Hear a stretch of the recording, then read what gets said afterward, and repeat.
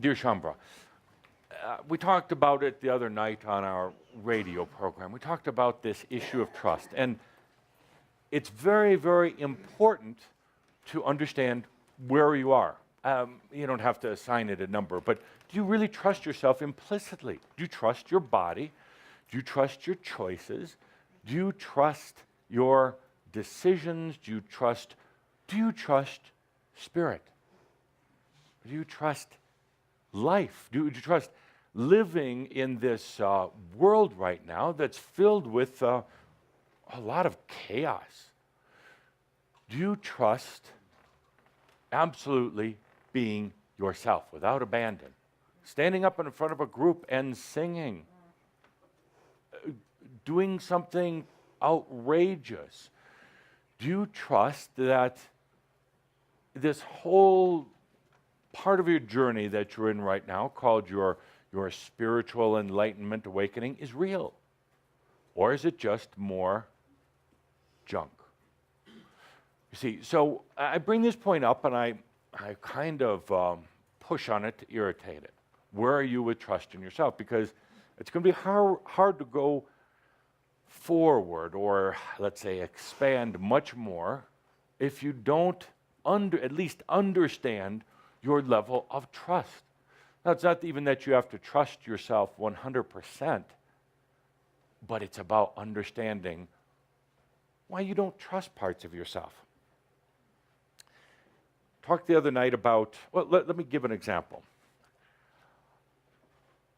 Let's say that you get up tomorrow morning and you're very nauseous, very sick, sweating, perspiring, throwing up. What's the first thing you do? Run to the toilet, I hope. Second, what did I do wrong? What did I eat that was bad? Click, click, click, click through the mind, evaluating everything. Next, what is Spirit trying to tell me? Next, maybe my body is more powerful than my soul, because look at me, I'm getting sick. Now, you deal with it. You do a lot of releasing in the toilet. Well, you're still feeling awful, and you decide to sit down at your computer and do a little work. The phone rings, and you jerk because you're not feeling so good, and when you do, you knock your computer over, smoke comes out, and it burns up.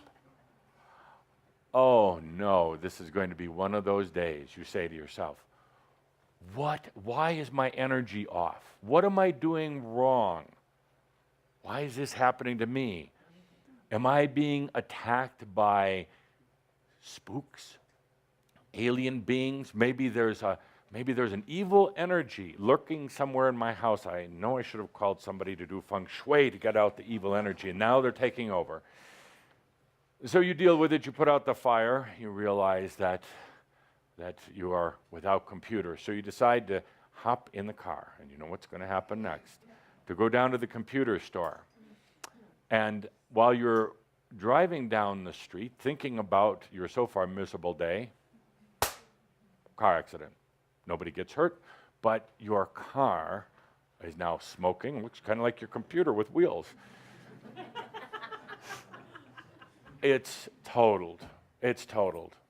And you say, what am I doing wrong? Now, given all of this, oh, by the way, while you're standing there waiting for the police to show up, you realize you don't have your driver's license or your automobile registration. You left them at home, and you've now pulled out your wallet, and you're looking through that, and somebody walks along and steals it and runs down the street. Now, should have stayed in bed? No. Wrong answer. Question, can you be in such a place of trust to know this is absolutely perfect? And can you actually laugh out loud? Ha ha ha. I know I created this. God didn't create it. Adamus, no, he didn't create it.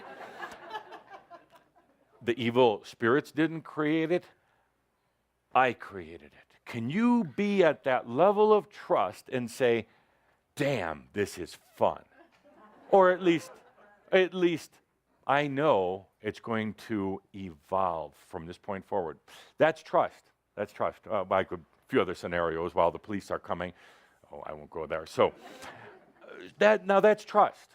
Every day we, Crimson Council, we get thousands of complaints from Shambra around the world. Why is this happening? Well, the answer that we give is because you created it. Why are these things happening in my life? Oh, it must be because I need to go out and take a crystal class, and I need to, take vitamins, and you get all wrapped up. What if you had such a level of trust, you know implicitly that it is perfection?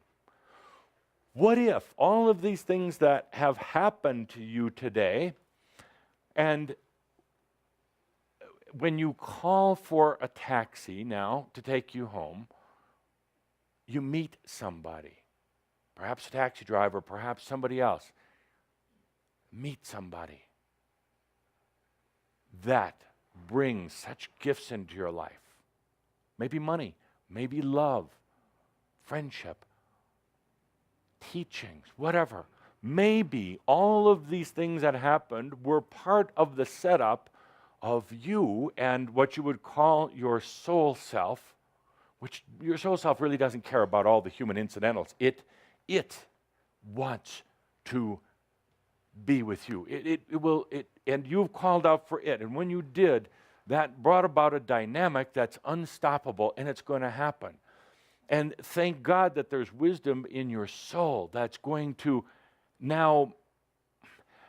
Your soul didn't create these accidents, but it was an energy between you and your divine, an energy that was put out there and brings back the manifested experiences to make this all possible, and will continue to bring those experiences in. The soul doesn't really care if your car was smacked, because there are other cars. It doesn't care about your computer because it was time to give it up anyway. It was time to get a new one, because there's things you weren't doing that you could do with a new computer. Doesn't care that you barfed out your guts in the morning because it was releasing some toxins in your body that were stuck down there for a long time. It doesn't care about any of those things because you have a deeper understanding and a deeper wisdom. Now, what gets in the way? That humanoid aspect, that human aspect that doesn't like change, that doesn't want to move forward, that human aspect that doesn't believe its own self. It really doesn't. It doesn't believe itself because the human aspect is not real. It's manufactured. It's an act. And it really doesn't believe itself because it knows it's an act, but unfortunately, you don't know it's an act yet. All these things happening. You break a leg, you lose your job, whatever. What if you had absolute trust? What if you had a big smile and said, my own guidance from myself is allowing these things to happen to get me off the stick or whatever it is, to move things forward, to continue to expand. And the question is, can you have that level of trust? That's a big one. Can you have that level of trust when a wave of anxiety comes over you, as it has done lately, and say, everything is in perfect order in my life, in your life. If you miss an airplane, if you slip on the ice and fall and mess up your back, can you have that level of trust? Can you? Now, an interesting thing happens. I'll give you the end of the story. When you choose that, then you don't need to have all those things happen because you've already gotten unstuck. So part of you is fearing, oh my God, if I go into trust, I'm gonna lose my job, and my partner's gonna walk out on me, and my dog's gonna die, and oh my God, look at all the things. It's only because you're not at a 10, because you're a 2 or an 8 or a 7. The numbers don't matter. If there's any degree of untrust, whether you're at a 1 or a 9.9, it's all the same. It is all the same. So it doesn't matter if somebody said, I'm at a 2, it's the same as a 9.999. You're not trusting. You're not trusting. Very important point. Oh, take a deep breath. You're all getting so heady on me. Oh. What? You're like, well, how do I get in trust with myself? Make a choice and take a deep breath. That's all. And every time, here goes the clincher. In the next week or so, 10 days, week to 10 days, you will have an experience relating back to this very moment about trusting yourself. Something is going to happen, and I didn't say what. I just said something. And it's going to remind you, trigger you to our discussion that we're having here. And it'll give you an opportunity to make a very conscious choice. Do I trust myself? Or do I get into drama? Do I get into questioning? Do I get into feeling that I'm really not worthy? You have an experience. Write it down afterwards. Write just a short little story about it. It helps you ground that energy, and it could also be good for another upcoming book that we'll do together.